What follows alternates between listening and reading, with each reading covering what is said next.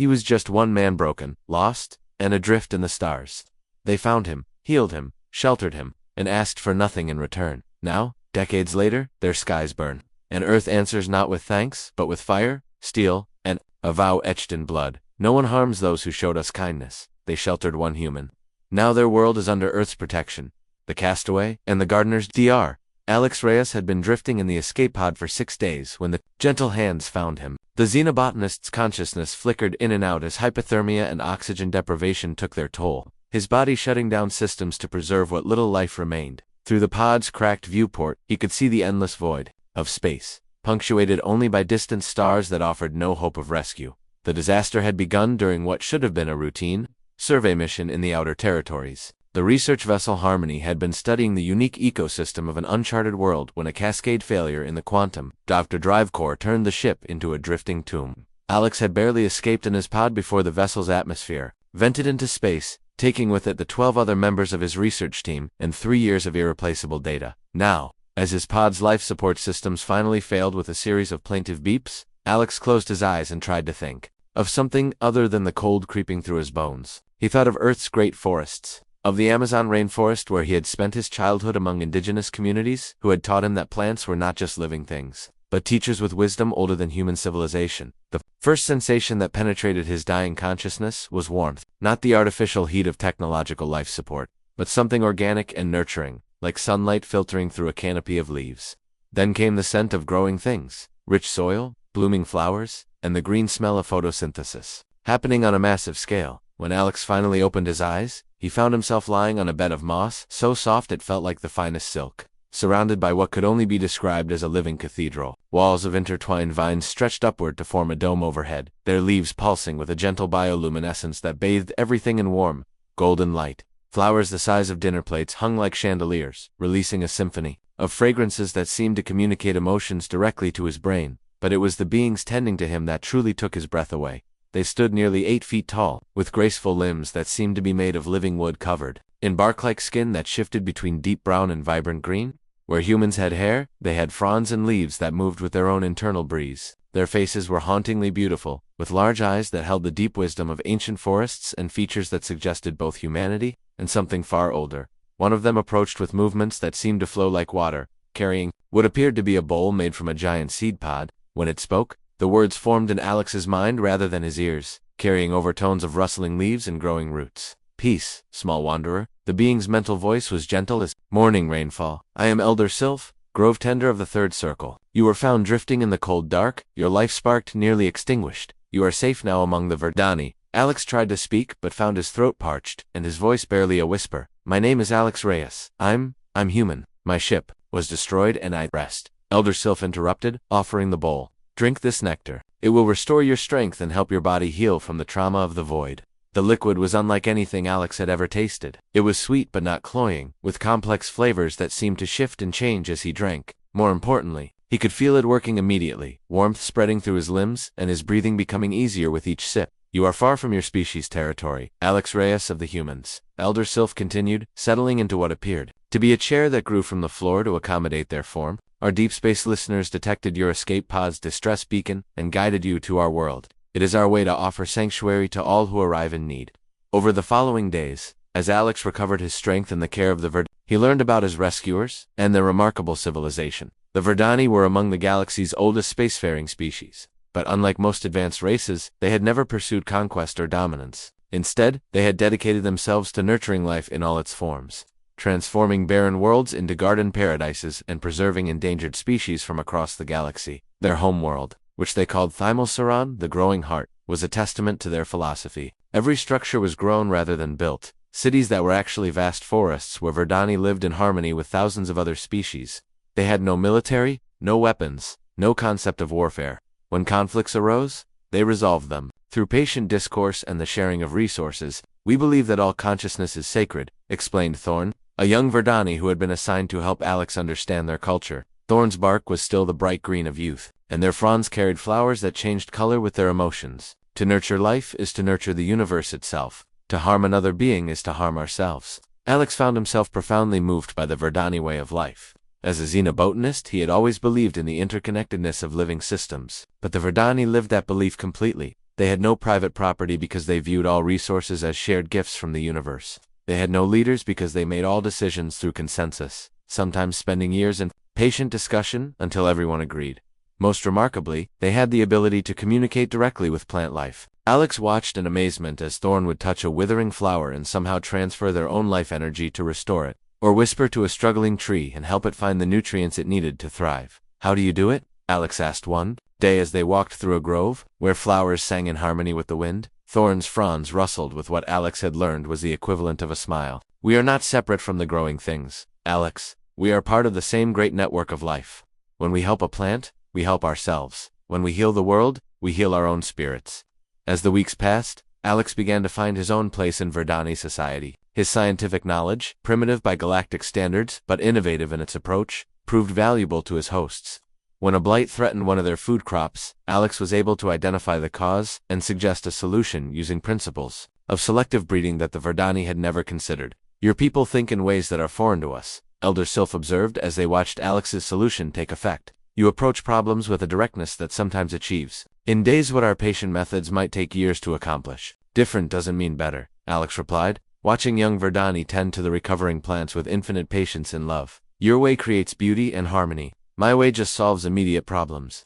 Perhaps Elder Sylph's mental voice carried warmth. The universe needs both approaches. The weeks turned into months, and Alex found himself falling in love with the Verdani and their world. He learned their language of root whispers and leaf sounds, participated in their ceremonies of planting and growth, and even began to develop a limited ability to sense the emotional states of the plants around him. But it was his friendship with Thorn that became the most precious thing in his life. The young Verdani possessed a curiosity about human culture that matched Alex's fascination with their society. They would spend hours discussing the differences between their species, sharing stories of their respective worlds, and dreaming of a future where humans and Verdani might work together to nurture life throughout the galaxy. "Your people are warriors," Thorn observed one day, as they sat in a meadow where luminescent grass created patterns like living constellations. "Not in the sense of violence, but in the sense of struggle. You fight against entropy, against death, against the darkness between stars. It is beautiful and terrible." Alex considered this. "We've had to be. Earth is not a gentle world like Thymosaren. Our planet tried to kill us with ice ages, volcanic eruptions, predators, diseases. We learned to survive by being stubborn, by refusing to give up even when everything seemed hopeless. And yet you also learned compassion." Thorn's fronds shifted to deep blue, indicating profound thought. "You could have become purely destructive, but instead you chose to protect and nurture. That is why the universe guided you to us." The idyll couldn't last forever. After 3 months on Thymosaren, Alex's rescue finally arrived in the form of a human patrol ship that had been following the search grid for missing vessels. The Endeavor's captain was amazed to find Alex not just alive, but healthy and apparently thriving among aliens that most galactic databases listed as reclusive and potentially hostile to technology. The harvesters arrived. Dr. Alex Reyes, now Director of Interspecies Relations for the United Earth Government, was reviewing diplomatic reports in his office, overlooking the sprawling capital of New Geneva when the emergency transmission arrived. 20 years had passed since his rescue from Thymosaren, 2 decades during which he had never stopped thinking about the gentle beings who had saved his life. He had risen through Earth's diplomatic corps with unprecedented speed, driven by a vision of peaceful cooperation between species that had been shaped by his time among the Verdani. His office walls were covered with artifacts from dozens of different worlds, but pride of place was given to a small cutting from a Thymosaren tree that Thorn had given him as a farewell gift. Somehow, impossibly, it continued to grow in Earth's alien environment, its leaves glowing with the same gentle bioluminescence he remembered from the Verdani homeworld. That the transmission came through on frequencies that hadn't been used in 15 years. Emergency channels that the Verdani had shared with him during his stay on their world. When the quantum communicator activated, Elder Sylph's image appeared in the center of Alex's office.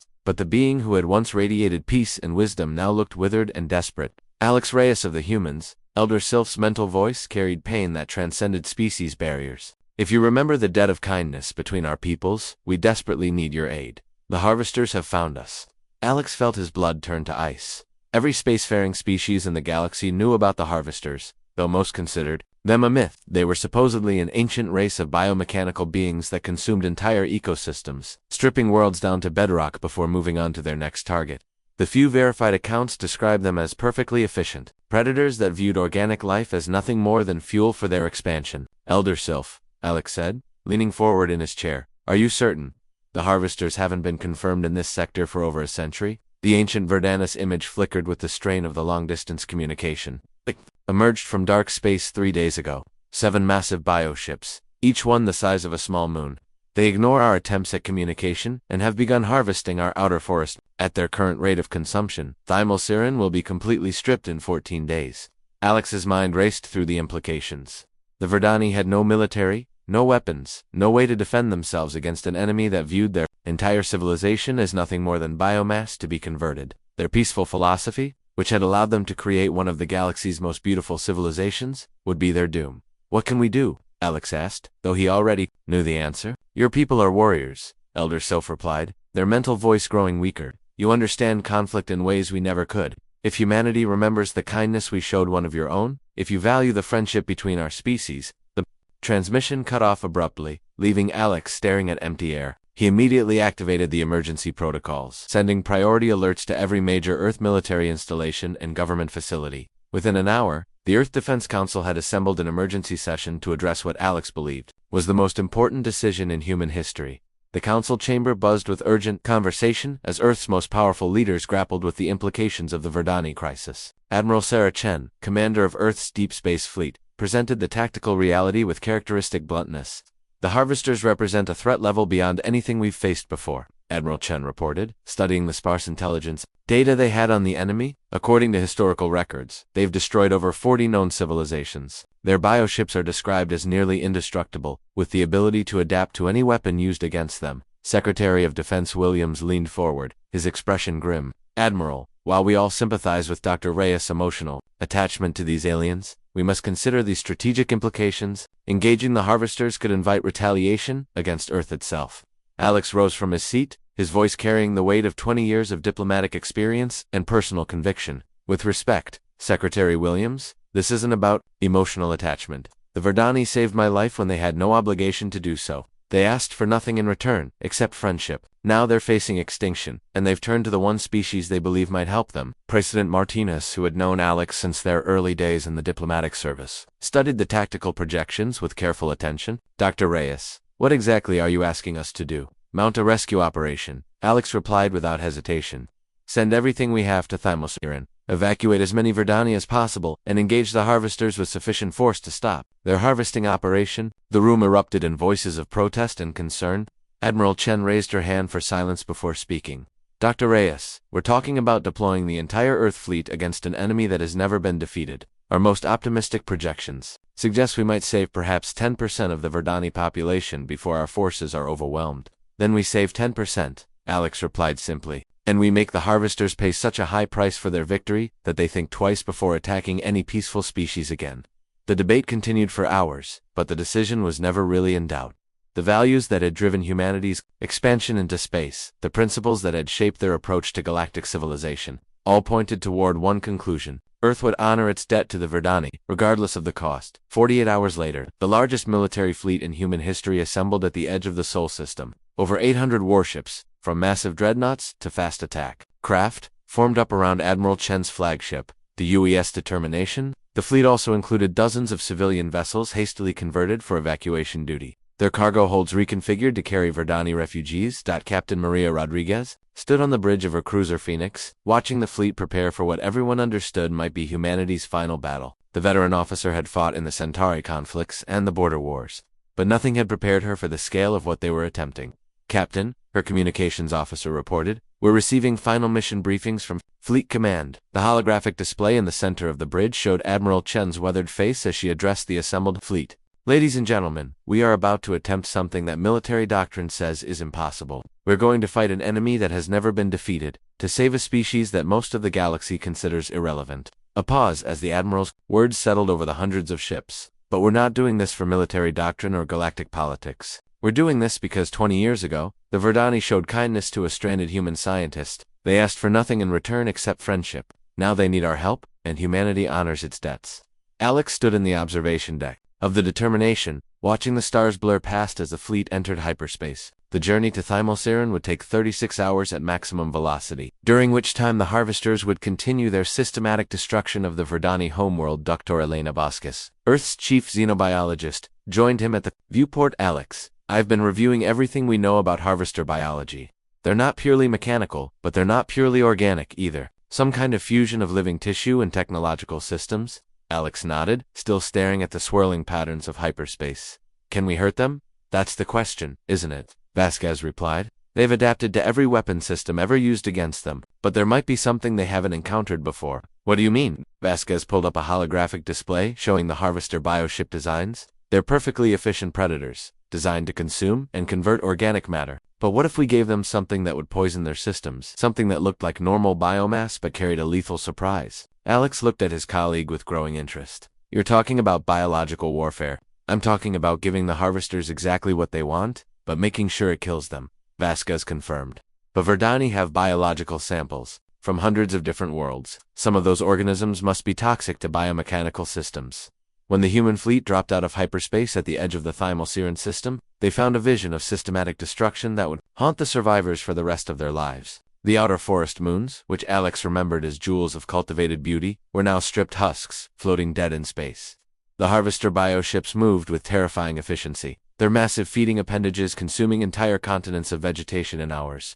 My God, whispered Admiral Chen, as the tactical displays showed the scope of the devastation. They're not just harvesting, they're sterilizing. They're removing every trace of organic life. Alex activated the emergency communication frequencies, hoping against hope that some Verdani had survived the initial onslaught. This is Dr. Alex Reyes aboard the Earth vessel Determination. Elder Sylph, Thorn, any Verdani, receiving this transmission, please respond. The answer came not from the dying homeworld but from a cluster of bioships hidden in the shadow of Thymalsaran's largest moon. Thorn's voice, now deeper and more resonant with age, but still unmistakably his friend, reached across the communication. Array, Alex, you came. We had hoped but never dared believe. Thorn's mental voice was filled with joy and desperation in equal measure. We have perhaps 2 million survivors gathered here, but the Harvesters have detected our location. They will reach us within hours. Alex felt tears streaming down his face as he looked at the tactical display showing the pitifully small cluster of Verdani bioships surrounded by the overwhelming might of the Harvester fleet.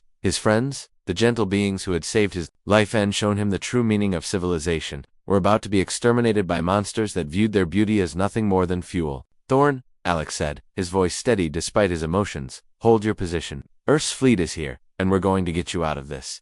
Admiral Chen was already issuing orders as the human fleet moved into attack formation.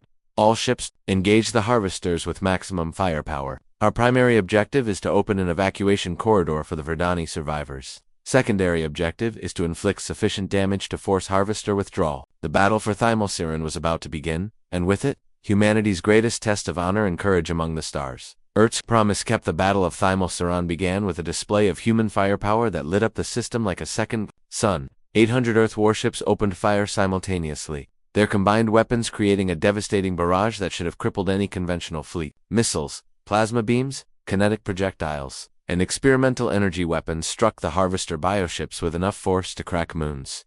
For a moment, Alex allowed himself to hope as he watched the massive alien vessels disappear behind expanding spheres of flame and debris, but his hope died as the explosions cleared, revealing the Harvester ships not just intact, but apparently unmarked by the assault. Impossible, Admiral Chen muttered, studying the tactical displays. We hit them with everything we had. Those ships should be space dust. Dr. Vasquez worked frantically at her science station, analyzing the sensor readings from the attack. Admiral, the Harvester bioships are adapting in real time. Their whole tissue is actually incorporating the energy from our weapons and using it to strengthen their defenses. The Harvester response was swift and devastating. 7 bioships, each one larger than Earth's biggest dreadnought, began moving toward the human fleet with predatory grace. As they approached, organic weapon systems emerged from their hulls like cancerous growths, targeting the nearest human vessels with beams of coherent energy that seemed to dissolve matter at the molecular level. The cruiser Valiant was the first to die, its hull simply disintegrating under the alien fire. Captain Rodriguez watched in horror from the bridge of her own ship as 300 crew members vanished in seconds, their vessel reduced to atoms that dispersed into the vacuum of space.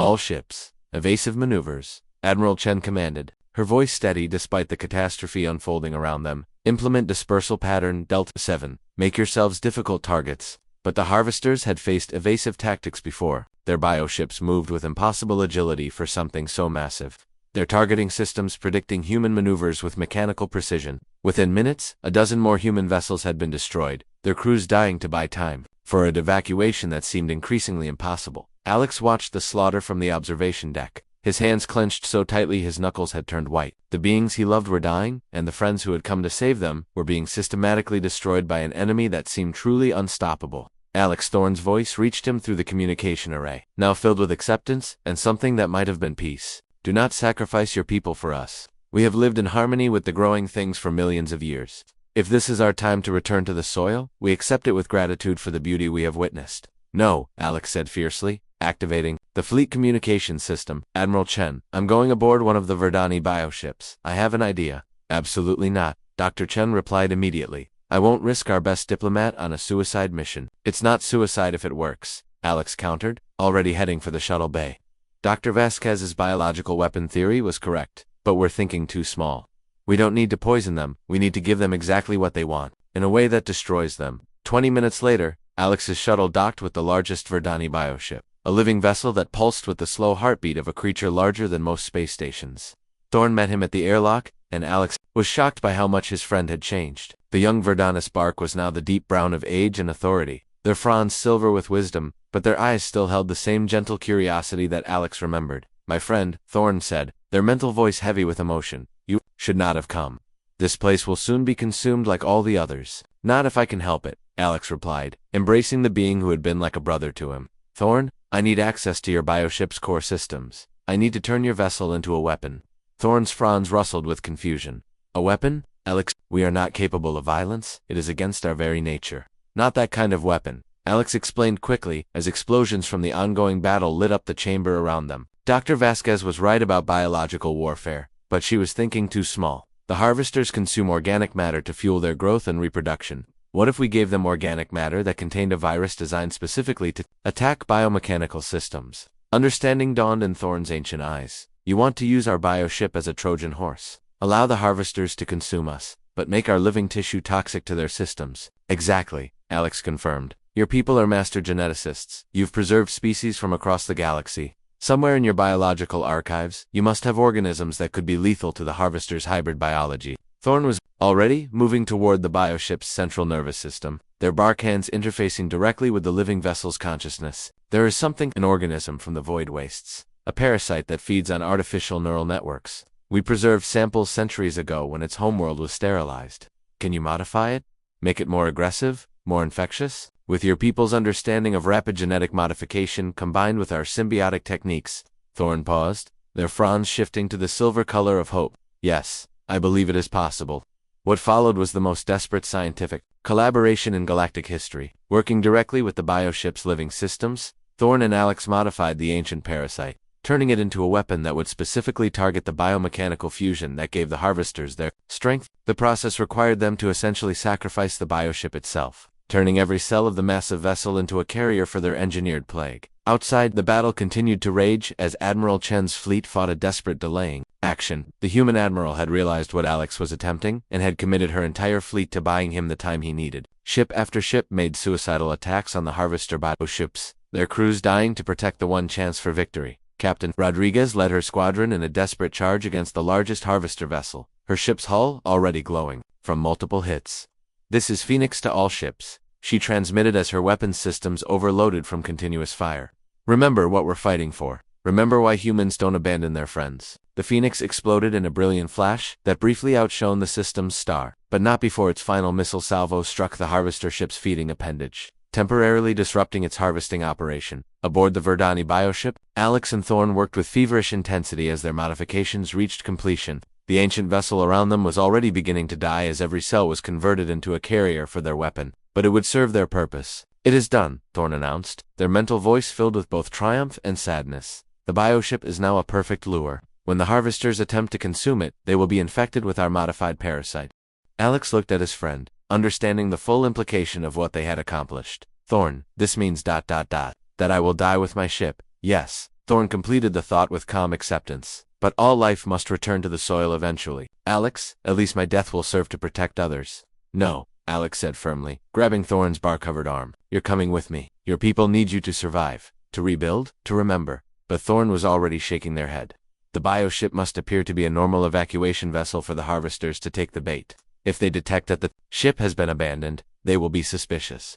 Someone must remain to maintain the illusion until the very end. Through the bioship's living walls, They could feel the harvester vessels approaching, drawn by the massive concentration of biomass that the Verdani ship represented. Alex had perhaps minutes before he would need to evacuate or share Thorne's fate. Alex, Thorne said, placing their hands on his shoulders in the gesture of farewell he remembered from 20 years ago. Tell your people that the Verdani are grateful. Tell them that because of human courage, life will continue to grow among the stars. Alex's shuttle launched from the dying bioship just as the first harvester-feeding appendages made contact with its hull. He watched through the rear view as the massive alien vessel began to consume the ship that had been his friend's home, pulling in the poisoned biomass with mechanical efficiency. The effect was not immediate. For agonizing minutes, it seemed as though their sacrifice had been in vain. But then the first harvester bioship began to convulse, its organic systems going into spasm as the modified parasite spread through its neural networks. The creature's screams, transmitted across subspace frequencies, sounded like the death cry of something that had never expected to experience pain. One by one, the other harvester vessels began to succumb as the parasite spread through their biomechanical systems like wildfire. These creatures that had consumed civilizations for millennia found themselves being consumed in turn by an enemy they could not adapt to fast enough. Within hours, the last harvester bioship had died, its massive form drifting lifeless through space as the parasite completed its work. The threat that had terrorized the galaxy for millennia had been eliminated, not through superior firepower, but through the combined wisdom of two species united by friendship and necessity. But the victory had come at a terrible cost. Of the 800 ships that had comprised Earth's rescue fleet, fewer than 200 remained operational. Over 40,000 human beings had died to save the Verdani, their sacrifice measured in the cold mathematics of war but felt in the deeper arithmetic of the heart. Admiral Chen, her flagship heavily damaged but still fighting, opened communication channels to the surviving Verdani ships. This is Admiral Chen to all Verdani vessels. The threat has been neutralized. Begin evacuation procedures to human ships immediately. The rescue operation that followed was conducted with the efficiency born of desperate necessity. Human vessels, their cargo holds hastily reconfigured, took aboard nearly 2 million Verdani survivors. These gentle beings who had never known violence or hatred found themselves homeless refugees, dependent on the kindness of warriors who had traveled across the galaxy to honor a 20-year-old debt. Alex stood in the main cargo bay of the Determination, watching as Verdani families were processed through medical stations and assigned temporary living spaces. Elder Sylph, ancient beyond measure, and clearly dying from the stress of their world's destruction, approached him with movements that spoke of infinite weariness. Alex Reyes, the elder's mental voice was barely a whisper. Humanity has honored its debt beyond all measure. Your people have sacrificed their lives for beings they had never met, simply because one of us showed kindness to one of you decades ago. Alex knelt before the dying elder, his heart heavy with grief for all that had been lost. Elder Sylph, the debt was never yours to carry. Friendship doesn't create obligations, it creates opportunities to do what's right.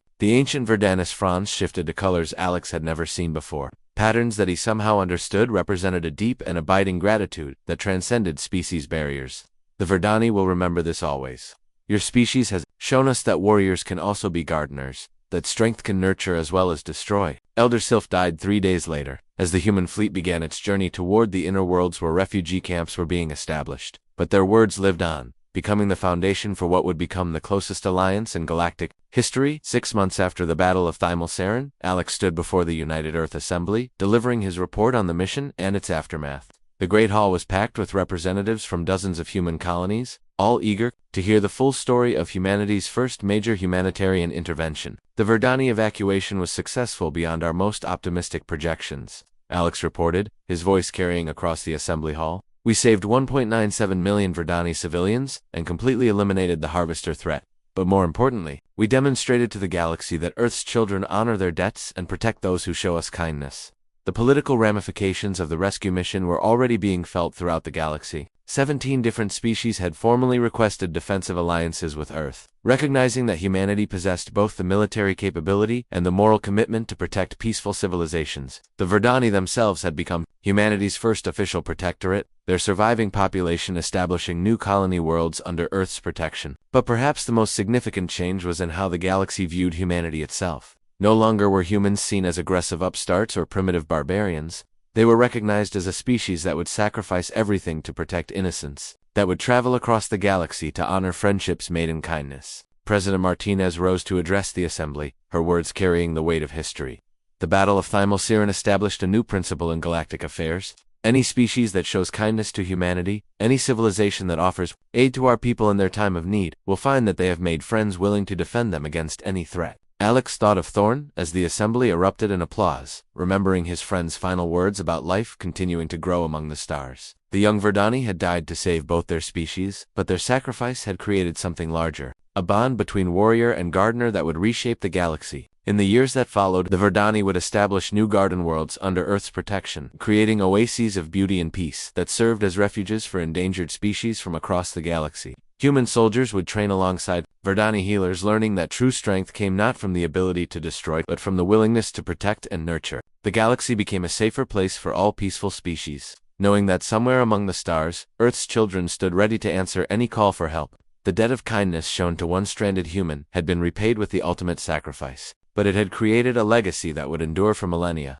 And in the new gardens that the Verdani planted on worlds across human space, trees grew that pulsed with the same gentle bioluminescence Alex remembered from Thymolsiren. Each one was a living memorial to friendship transcendent of species, a reminder that in a universe full of darkness, some lights were worth dying to protect. The galaxy had learned a valuable lesson: show kindness to humans, and you gain protectors for life. Harm those under humanity's protection, and you face the full fury of a species that never forgets its friends or forgives those who threaten them. Earth's promise had been kept, and the universe was forever changed by the debt of gratitude that two species had shared across the void. The end.